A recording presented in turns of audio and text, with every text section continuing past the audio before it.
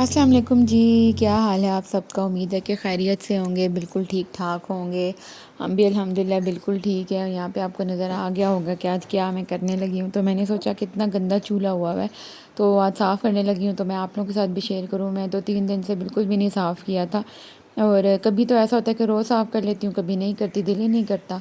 तो खैर अच्छा, यहाँ पे मैं गिरा रही हूँ सोडा। जो बेकिंग सोडा होता है ना, वो आपने चूल्हे पे लगा देना है, ठीक है। मतलब पूरे चूल्हे पे जहाँ जहाँ पे आप लोग चाह रहे हैं ना कि सही सफाई हो वहाँ पे। और उसके बाद ये क्या जा रहा है, ये जा रहा है यहाँ पे सिरका, विनीगर, ठीक है। ये दोनों चीज़ें आपस में, इनका केमिकल रिएक्शन होता है ना, तो आपका जो चूल्हा है ना वो बहुत अच्छे तरीके से साफ़ होगा। ये मेथड कभी आप लोग ज़रूर करके देखें और फिर मेरे साथ ज़रूर कमेंट्स में शेयर कीजिएगा कि आपको कैसा रिज़ल्ट मिला है। तो इस तरीके से भी हो जाता है। वैसे अगर डेली का डेली करें ना, फिर तो वो जो तार होती है ना बर्तन धोने वाली, जो स्टील वूल होती है, उससे भी अगर डेली का डेली करें तो चूल्हा आपका बहुत अच्छा होता है। लेकिन अगर कभी मेरी तरह सुस्ती गालिब आ जाए और आप 3-4 दिन से चूल्हा साफ़ ना कर सकें ना, तो फिर आप ये वाला तरीका करें। अब मैंने एक हाथ में मोबाइल पकड़ा था, तो मुझसे एक हाथ से सफाई नहीं हो रही थी।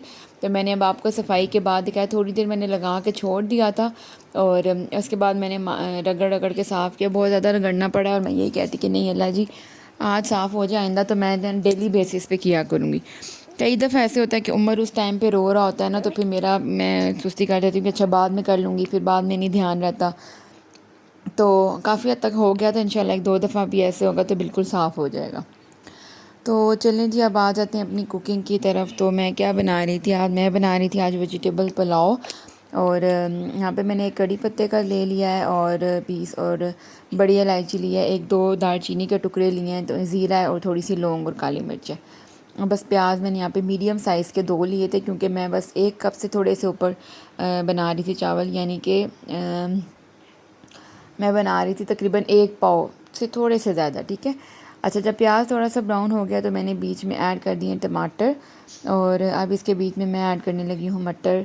जो भी सब्ज़ी आप ऐड करना चाहते हैं ना, अपनी पसंद की, अपनी मर्ज़ी की, वो आप बीच में ऐड कर सकते हैं। अच्छा, मैं एक दिन पहले ही लेकर आई थी शाम में सारी सब्ज़ियाँ ना, तो फिर मेरा दिल कर रहा था कि सब्ज़ियाँ सारी फ्रेश आई हुई हैं, तो चलो डाल के बना लेती हूँ। तो मैंने ये साथ उसी टाइम मैंने पील किए हैं थोड़े से मटर, साथ ही थोड़ी सी मैंने गाजर भी कट कर ली।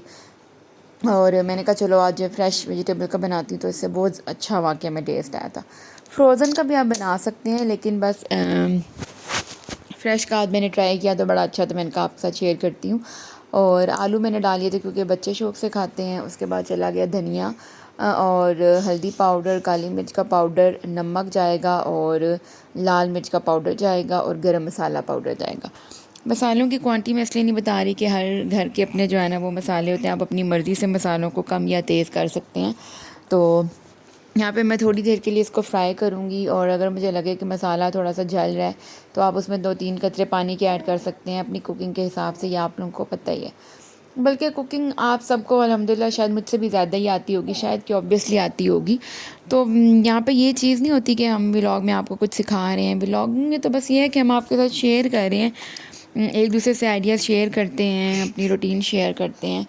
बाकी सिखाने वाली चीज़ नहीं होती, बस यहाँ पे शेयरिंग होती है। तो अल्हम्दुलिल्लाह आप सब ज़्यादा अच्छे कुक हैं। तो खैर, जब यहाँ पे थोड़ी देर के लिए सारी सब्ज़ियों को फ्राई किया है, और थोड़ा सा बिल्कुल पानी डाल के कवर किया था, ठीक है। उसके बाद मैं यहाँ पे डाल रही हूँ सोया सॉस और सिरका। ये आपने टू सॉरी टेबल स्पून के बराबर लेना है। तो इससे ना आपका जो बिल्कुल पुलाव का फ्लेवर होगा ना, वो बिल्कुल एक डिफरेंट फ्लेवर आना शुरू हो जाएगा। तो इस लेवल पे मैंने फिर अब ऐड कर दिया है पानी। 2 कप के बराबर मैंने पानी ऐड किया, क्योंकि मैंने चावल जो थे वो भी तकरीबन घंटा होने लगा तब भिगो के रखे हुए थे। अच्छा, अब जितनी देर पानी में बॉयल आना था, मैंने आपको अभी बताया कि मैं वेजिटेबल्स लेकर आई हुई थी, तो मैंने सोचा कि चलो साथ खड़े खड़े उनको भी कट करके रख लूँ। कट हुई हुई हो, फ्रीज़ हुई हुई हो, तो मैक्रोनीज़ बनाने में, स्पैगेटीज़ बनाने में, या कोई भी चीज़ बनाने में आसानी होती है। क्योंकि सब्ज़ियाँ जो हैं वो हमेशा पकने में इतना टाइम नहीं लेती हैं जितना वो कटने में लेती हैं। तो फिर मैं साथ साथ जो है वो सब्ज़ियों की कटिंग कर रही थी, और थोड़ी सी मैंने इस तरह से काटनी थी। इसी तरह से फिर गाजर भी कट करके रख लें, और बंद गोभी वगैरह जो भी चीज़ें हो, अगर वो कट हुई भी पड़ी हुई हो ना, तो आसानी होती है और बहुत ज़्यादा सहूलत होती है।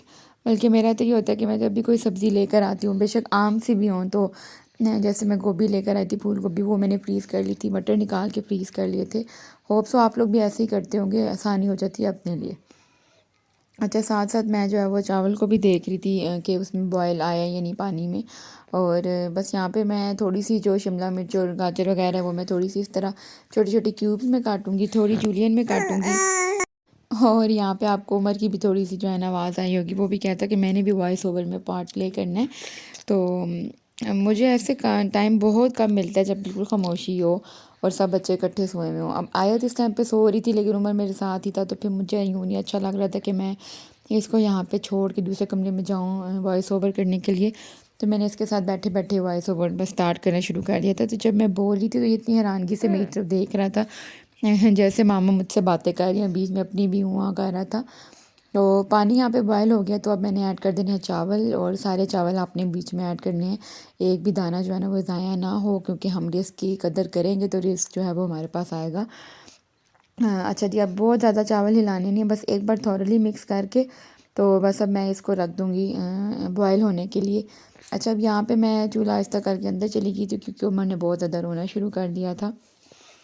और आयत इसको खिलाने की कोशिश कर रही थी, लेकिन बस फिर मैंने कुकिंग बीच में थोड़ी देर के लिए स्टॉप कर दी। और उसके बाद मैं फिर जब आई तो चावलों का पानी देखें सूख गया था। इस लेवल पे जो है वो आप नमक चेक कर सकते हैं। अगर आपको नमक कम लगे तो आप नमक ऐड करें, और इस लेवल पे नमक ज़्यादा होना चाहिए, तब आपके चावल जब पकेंगे ना तो उसमें नमक सही होगा। ये बाहर का मैं आपको छोटा सा व्यू दिखा देती हूँ। मौसम इतना ठंडा ठंडा सा हो रहा था और बिल्कुल धूप भी नहीं निकली थी सारा दिन, बिल्कुल ठंडी हवा थी। यख जो है ना, ऑब्वियसली अब नवंबर का मिड आ गया है तो अब यख ठंडी होनी है। तो यहाँ पे मैंने इसको कवर कर दिया था, दम दे दिया था 12 मिनट के लिए, और यहाँ पे जो है वो राइस हो गए थे रेडी। तो बस यहाँ पे मैं इसको कर लूँगी मिक्स। और कलर में भी बहुत अच्छे लगते हैं, सारे कलर्स बीच में आ जाते हैं ना, गाजरों का रेड कलर और उसके बाद मटर का, शिमला मिर्च का ग्रीन कलर, तो बड़े अच्छे से लगते हैं। खाने में भी अल्हम्दुलिल्लाह बहुत अच्छे बने थे। तो यहाँ पे मैं आपको उनके भी फाइनल जो है वो दिखा देती हूँ। आयत को पहले डाल दी तो बिल्कुल वेट नहीं कर रही थी, और यहाँ पे मैं आपको जो है ना वो सर्विंग अपनी प्लेट में दिखाती हूँ। तो बस ये जो है वो वेजिटेबल पुलाव, वेजिटेबल राइस, कुछ भी जो भी आप कहना चाहें, वो हो गए थे रेडी। और अल्हम्दुलिल्लाह अल्हम्दुलिल्लाह बहुत मज़े के बने थे, बस थोड़े से स्पाइसी बने थे। और मुझे यही था कि सब्ज़ियाँ हैं ना, तो सब्ज़ियाँ थोड़ी सी फीकी होती तो स्पाइसी बनाऊँ, तो मैंने तो बहुत शौक़ से खाए, लेकिन आयत फ़ातिमा ने सी सी करते हुए ही खाए थे। तो ये शाम का टाइम था और बस मैंने रोल समोसे फ्राई कर लिए। जब मेहमान आए तो उन्होंने कहा चाय के साथ कुछ बनाओ, तो रोल समोसे बस पड़े हुए थे फ्रोज़न, तो वो फ्राई कर लिए थे। और बीच में वही वाली बात को मैंने रोना शुरू कर दिया, तो मैं उसको देखने के लिए गई तो वो थोड़े थोड़े से जो है ना वो ज़्यादा ब्राउन हो गए थे। रात के खाने की टेंशन नहीं थी क्योंकि जो पुलाव बनाया था वो पड़ा हुआ था, तो बस हमने रात में यही खा लेना था। और यहाँ पे आयत फातिमा का छोटा सा क्लिप मैंने शेयर किया, दोनों बैठ के उमर को झूले दे रही थी। मैं खाना जो है वो लेने के लिए गई थी कि मैं खाना गर्म करके लाती हूँ, तो ये दोनों ना बस आपियाँ जो है वो बनी हुई थी और फातिमा को थोड़े आयत पे ला डाल थे, लेकिन आयत बिल्कुल लिफ्ट नहीं करा रही थी इसको, और उमर को भी बस झूले में डाला हुआ था। तो ये रात की थोड़ी सी रूटीन थी, बस उसके बाद हमने खाना खाना था और चाय बनानी थी और सो जाना था। तो होप्स हो कि आपको व्लॉग अच्छा लगा होगा। फिर मिलेंगे अगले व्लॉग में, तब तक के लिए अल्लाह हाफ़िज़। अपनी दुआ में याद रखिएगा, अपना बहुत सारा ख्याल रखिएगा। अल्लाह हाफ़िज़।